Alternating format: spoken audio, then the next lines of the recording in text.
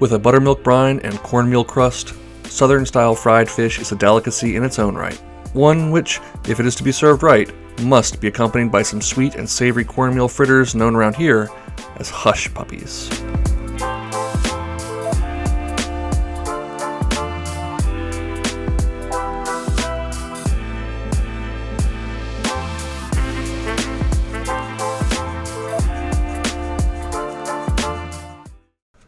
Alright, to get started, we're going to grab a few fillets of a firm white fish. I've got flounder here, but you could use haddock or cod, really anything that you like.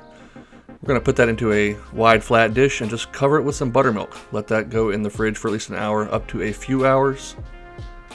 You definitely want to make sure that buttermilk is making good contact with all surfaces of your fish. Next up, we'll make the batter for our Hushpuppies. Going with some cornmeal, some self-rising flour, some baking powder. All the exact amounts and instructions will be down below as always, guys. Got a little salt in there. I would go in with some cayenne pepper, like that little heat and spice. And for extra flavor, a little bit of garlic powder as well. But again, those are both optional. Finally, we're going to sweeten this up. Again, this is to your liking, but 2 to 3 tablespoons worth of sugar is probably good for this amount of flour and cornmeal. Just stir all that to combine, and then for our wet ingredients, we're going to crack 1 egg into a bowl, give that a nice beating, and then follow that up with about 3/4 of a cup of buttermilk. It's the theme to this, right? Using a lot of the same ingredients, going to create a nice flavor profile. Whisk that buttermilk and egg to combine, and then we'll just incorporate our wet ingredients with our dry. Start off with a whisk, and then once things start to get a little bit clumpy in there, and you've incorporated all of your liquid, I recommend just moving to a spatula and stir that around. And you do want to be pretty thorough here without overworking it. You want to make sure there's no big dry pockets of cornmeal or flour left in the bowl. And once it's nice and combined, our final ingredient will be 1 small sweet onion that I have very finely diced. It's going to give us a nice raw onion bite in each little Hushpuppy. Just stir that in to combine and set it aside. The last component here is our dredge for our fish, and for that we'll just use a little more flour, some self-rising cornmeal, helps make it nice and crispy and flaky, some fresh cracked pepper, and a nice pinch of salt. And finally, some Old Bay seasoning. It's got a lot of great flavors in there, pairs beautifully with seafood, so just get in there with a fork and thoroughly combine all these ingredients. Shake it around, get it into a nice even layer. Now, to fry these Hushpuppies, we're going to get some oil up to 375 degrees, and then using 2 spoons, just work small lumps of batter into the oil. You can make them as big or as small as you want, but do bear in mind if you make them much larger than about a golf ball, they may get a little bit overcooked on the outside before they are cooked through on the inside. I'm going to fry these for 3 to 4 minutes aside, or until they are golden brown and delicious, and the interior is at least up to 200 degrees.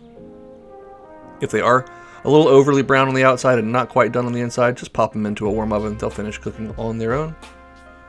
And guys, I promise this is like the last kind of frying video we're going to be doing on the channel for quite some time. I know if you're like me, you don't like breaking out a big pot of oil, particularly in the summer, but hey, if you're going to do Southern style fish fries and Hushpuppies, you got to do it right. And that involves a little bit of a shallow fry.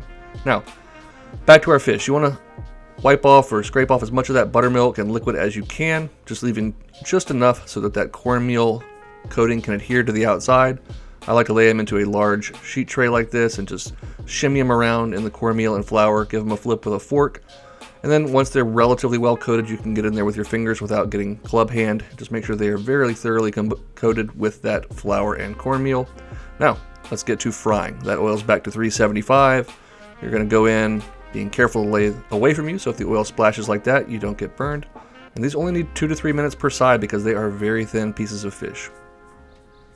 So after 2 to 3 minutes aside, once you've got a nice golden brown crust, again, drain off as much of that excess oil as possible. It would be great if you had a rack to put these on, but even onto a nice warm plate will be just fine. My Hushpuppies are staying warm in a nice low oven. Finally, we'll plate this up. I'm going down with 2 pieces of that beautiful fried flounder. Just 3 Hushpuppies because I made mine pretty big. And I got a nice little tray of tartar sauce there. We've made that on the channel before. I will drop the recipe down below, but I'm not ashamed to tell you that just came out of a little jar. Did enough cooking for one day, if I do say so myself.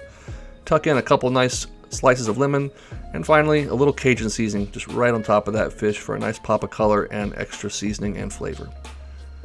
We'll go down with that fresh lemon juice right over top, and I just got to peel a piece off the end here so you guys can take a look. Look at that beautiful flaky fish, that nice golden brown crunchy crust, and all those herbs and spices in there.